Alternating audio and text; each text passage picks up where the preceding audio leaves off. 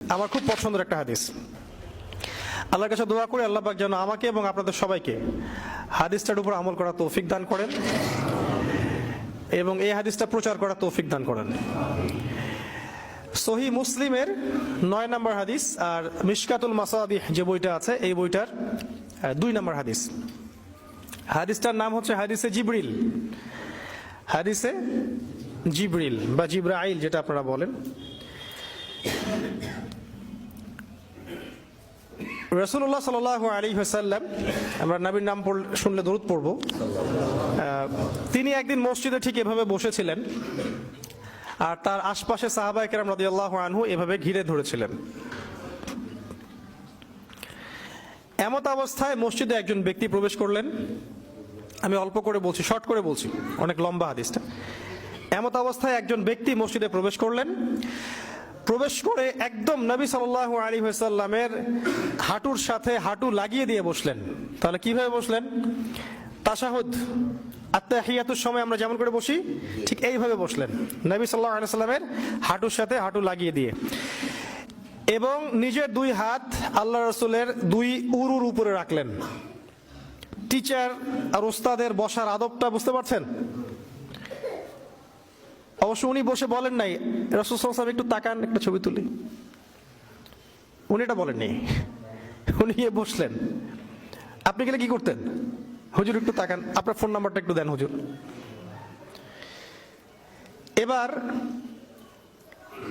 তাকে প্রশ্ন করছেন, ওই ব্যক্তি রাসূলুল্লাহ সাল্লাল্লাহু আলাইহি ওয়াসাল্লামকে প্রশ্ন করছেন, ইয়া মুহাম্মদ, বলছেন ইয়া মুহাম্মদ, হে মুহাম্মদ সাল্লাল্লাহু আলাইহি ওয়াসাল্লাম, আখবিরনি আনিল ইসলাম, আখবিরনি আনিল ইসলাম, আমাকে ইসলাম সম্পর্কে বলুন।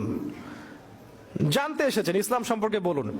আর যে ব্যক্তি আসলেন তার চুলগুলো ছিল খুবই কালো, ঘন কালো চুল, ঠিক আছে, কুচকুচে কালো, আর জামাটা ছিল খুব সাদা, ধবধবে সাদা। মানে সফর করে আসলে যে একটা চিহ্ন থাকে এরকম কোনো চিহ্নই তার মধ্যে নাই, মনে হলো আকাশ থেকে টুক করে পড়ছে এরকম। খুবই সুদর্শন, খুবই সুদর্শন দেখতে। নবী সাল্লাল্লাহু আলাইহি ওয়াসাল্লাম বলছেন, উত্তর দিচ্ছেন যে আল ইসলাম, ইসলাম হচ্ছে, ইসলাম ধর্মটা হচ্ছে ইসলাম ধর্মটা হচ্ছে ওয়া আন তাশহাদা আল্লা ইলাহা ইল্লাল্লাহ ওয়া আন্না মুহাম্মাদান আবদুহু ওয়া রাসূলুহু। ইসলামের প্রথম বিষয়টা হচ্ছে তুমি আল্লাহ ছাড়া কারো ইবাদত করবে না এবং এই সাক্ষ্য দিবে যে আল্লাহ ছাড়া কোনো ইলাহ নাই আর মুহাম্মদ সাল্লাল্লাহু আলাইহি ওয়াসাল্লাম আল্লাহর বান্দা এবং রাসূল। এই সাক্ষ্যটা আগে দিবে। মানে কি?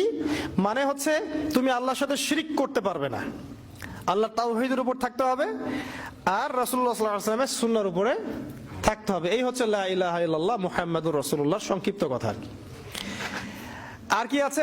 ওয়ান তুকিমাস সালাহ, এবং তুমি সালাত কায়েম করবে, দৈনিক 5 ওয়াক্ত নামাজ আদায় করবে। 3 নাম্বার ওয়ান তুতিয়াজ যাকাত, এবং যাকাত তুমি প্রদান করবে।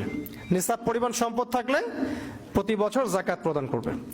ওয়া তাসুম রমাদান, এবং রমাদান মাসে তুমি রোজা রাখবে, সাওম পালন করবে। এবং যদি সামর্থ্য থাকে তাহলে তুমি আল্লাহর বাইতুল্লাহ হজ করতে যাবে।